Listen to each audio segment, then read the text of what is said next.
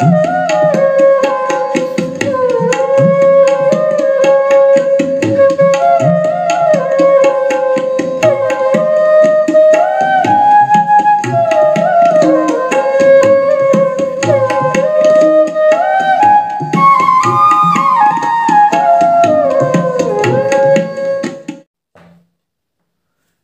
मित्रों, मैं अमित स्वागत करता हूं आपका इस आपके अपने चैनल पर। तो देखिए, आज का जो हमारा टॉपिक है वो बहुत ही कॉमन पूछा जाने वाला सवाल है कि सर जी, हम बांसुरी को फास्ट कैसे बजाएं, फास्ट फिंगर मूवमेंट कैसे करें। और हमारा भी कभी अपने गुरुजी से यह सवाल था। लेकिन सबसे मेन बात आपने ये ध्यान रखना है कि जल्दी बजाना सीखना है, जल्दी सीखना है, लेकिन जल्दबाजी में नहीं सीखना है जी। अपने आप को पहले टाइम दीजिए, 4-5 महीना बिल्कुल प्रॉपर तरीके से सीखिए। और जब ये सही होने लग जाए, जब आपको दिखे कि हाँ ये मेन बेसिक लेवल पर आ गया है, तो फिर उसको कोशिश कीजिए कि तब आप फास्ट करने की कोशिश करें। पहले दिन से ही या पहले महीने से ही अगर आप फास्ट बजाने की कोशिश करेंगे तो हाथ भी खराब हो सकता है। और एक बार हाथ खराब हो गया तो फिर ये समझिए कि सब कुछ खराब हो गया। आप चाहे जितना भी प्रैक्टिस कर लीजिए, ये वैसा ही है कि किसी लिखे हुए कागज़ के ऊपर फिर से कुछ लिखना। आपने एक बार गलत प्रैक्टिस कर लिया तो फिर सही ऊपर से नहीं बजा पाएंगे आप। तो पहली बार में ही इसका ध्यान रखना है कि आराम आराम से धैर्य के साथ बजाना है जी। अब सबसे मेन टिप्स ये है कि अब जो आप फास्ट करने का जो पहला एक्सरसाइज है वो आपने ये करना है कि जितने भी आपके पलटे हैं, अलंकार हैं, या आपका कोई राग है या कोई आपका सॉन्ग है, उसको टुकड़ों में बांट दीजिए। जैसे कोई पलटा है, उसका एक छोटा सा फ्रेज होता है, जैसे सा रे गा मा पा मा पा धा। अब इसमें सा रे गा एक फ्रेज है, रे गा मा दो फ्रेज है। तो कोई भी गाना भी हो उसका भी ऐसे ही 1 लाइन 2 लाइन 3 लाइन 4 लाइन। तो किसी भी सॉन्ग या किसी भी गाने का या किसी भी ये जो पलटा है किसी भी राग का, उसके छोटे छोटे फ्रेज को पकड़िए और उसको पहले धीरे प्रैक्टिस कीजिए, फिर फास्ट प्रैक्टिस कीजिए। और उसी पर जब एक बहुत फास्ट हो जाएगा तो देखिए तब आपका लगभग सब कुछ फास्ट बजने लग जाएगा, तब आपका धीरे धीरे फास्ट हो जाएगा। देखिए, मैं आपको उदाहरण के सहित बताता हूँ। हम बजाते हैं जैसे यहाँ पा से पा तक,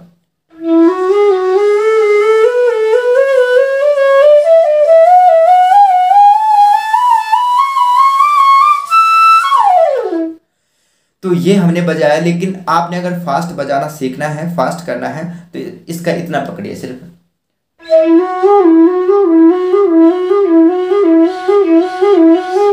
आपको सिर्फ और सिर्फ 6 उंगलियों को, आप ये मत सोचिए कि आपने कितना लंबा बजाना है, सारे गरे गमा गमा पा। सिर्फ 6 उंगलियों को आपने ट्रेन करना है, ये आप ध्यान रखिए। 6 उंगलियों को आपने इतनी बार मूवमेंट करना है कि वो बिल्कुल सही से आ जाए। तो ये सारेगा इसको बजाते बजाते जब आप बहुत फास्ट कर लेंगे, बहुत फास्ट कर लेंगे, फिर उसके बाद दूसरे फ्रेज को रे गा मा, ये पाधानी पाधानी पाधानी, फिर ये धापा मा, कोई भी पलटा हो, ये सिर्फ एग्जाम्पल है। हाँ जी।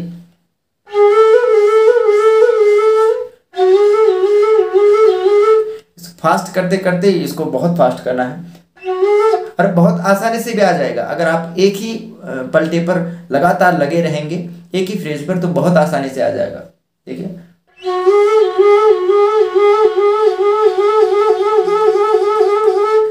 तो ऐसे करके ये जब एक पूरा हो जाए तो अभी तक आपका जैसे 3 उंगलियों का रियाज हो चुका है। ये बात नोटिस कर रहे हैं आप? स्वर तो बहुत ज़्यादा है लेकिन उंगलियों का रियाज 3 उंगलियों का हो चुका है। फिर ये 4, फिर 5, फिर 6, यही उंगलियों का रियाज करना है। तो पहले यही है कि किसी भी जो कोई राग हो, कोई सॉन्ग हो, उसका छोटा सा लाइन को आप बार बार बजाइए, बार बार बजाइए, वो उंगलियों पर सही से आ जाएगा। फिर उसको और फास्ट बजाइए बजाइए बजाइए और वो अपने आप ऑटोमेटिकली बहुत फास्ट बज जाएगा।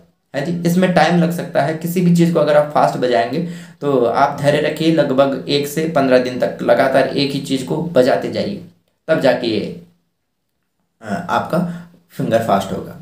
अब दूसरा सबसे मेन चीज़ ये है कि कई लोग गलती करते हैं कि जब भी बजाते हैं, जैसे सरगम बजाएंगे,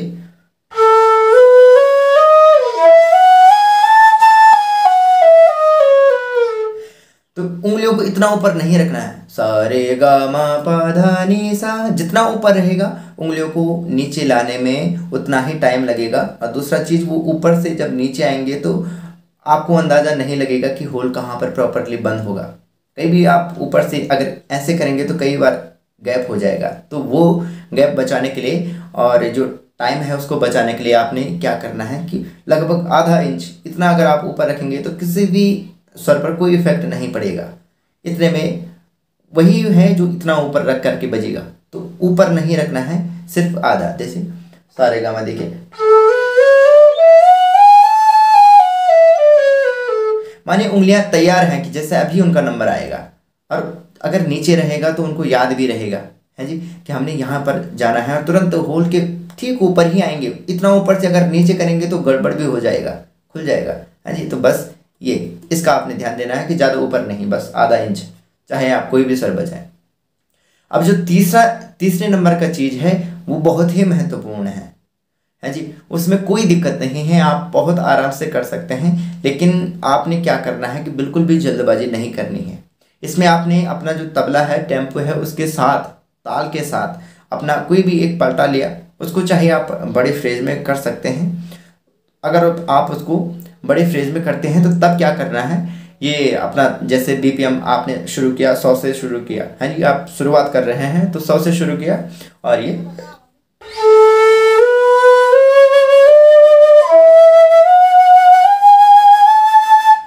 तो ये 100 से बढ़ाते बढ़ाते लगभग 1-1.5 घंटा प्रैक्टिस किया, फिर उसके बाद 10 बढ़ा दिया, फिर आधा घंटा प्रैक्टिस किया, फिर 10 बढ़ा दिया, फिर आधा घंटा और प्रैक्टिस किया, 15-20 मिनट और प्रैक्टिस किया, फिर और 10 बढ़ा दिया, फिर 10 मिनट और प्रैक्टिस किया, फिर 10 और बढ़ा दिया। तो ऐसे रोज का काम मतलब आपका यही रहेगा कि आपने जैसे 2 घंटे रियाज करने के लिए बैठे तो आपने यही करना है कि सबसे पहला जो नॉर्मल घंटा होगा उसमें आपने ये जो पलटा है आराम से 100 बीपीएम पर पूरा बजाना है। फिर उसके बाद 10 बढ़ानी है, आधा घंटा, फिर उसके बाद 10 बीपीएम और बढ़ाना है उसको 20 मिनट, फिर 10 बीपीएम और बढ़ाना है उसको, और अपने आप को एक टारगेट देना है जी। कई लोग ये करते हैं कि सरगम तो बजाते हैं, बहुत बढ़िया सरगम बजाते हैं, लेकिन हमेशा का वही टेम्पो रखेंगे, उसमें कुछ नयापन नहीं होगा है जी। तो उसमें टेम्पो इंक्रीज करते जाना है, रोज़ अपने आप को टारगेट देना है। और अगर कहीं पर बाय चांस आप नहीं बजा पा रहे हैं या टेम्पो से मैच नहीं कर पा रहे हैं, आप पीछे छूट जा रहे हैं, तो उससे फिर जितना आपने पिछली बार प्रैक्टिस किया था वहीं पर दोबारा आ जाइए, और वहाँ से फिर दोबारा 10-15 मिनट रियाज करने के बाद फिर हल्का हल्का बढ़ाते जाइए, और तब जाके आप उस पर आसानी से बजा पाएंगे। और ऐसा लगभग आपने हर सरगम के साथ करना है जो आपको पलटे दिए हैं, और पलटे ही एक ऐसा जरिया है जिससे आपका जो हाथ है वो बहुत जल्दी तैयार होगा। सरगम जितना आप इनको बजाएंगे उतना आप आगे रखेंगे। और सबसे मेन चीज़ ये है कि आप ये मान के चलिए कि जो सबसे ज़्यादा सरगमों का रियाज करेगा आप सब में से, चाहे आप मैं हूँ चाहे कोई भी है, जो सबसे ज़्यादा सरगमों का रियाज करेगा वही सबसे अच्छा बांसुरी बजा पाएगा। ये मान के चलिए, आप इसी को आप सब कुछ मानिए कि अगर आपकी सरगमें बहुत अच्छी हैं, आपके पलटे बहुत अच्छे हैं, तो फिर आप ये मान के चलिए कि आपको सब कुछ बहुत आसानी से आ जाएगा है जी। तो ठीक है, उम्मीद है आपको ये जो सवाल है इसका उत्तर मिल गया होगा कि आपने कैसे इसका प्रैक्टिस करना है और कैसे आपने इसमें सुधार लाना है। तो ठीक है, फिर आप अच्छे से रियाज़ कीजिए, अपना ख्याल रखिए। नमस्कार।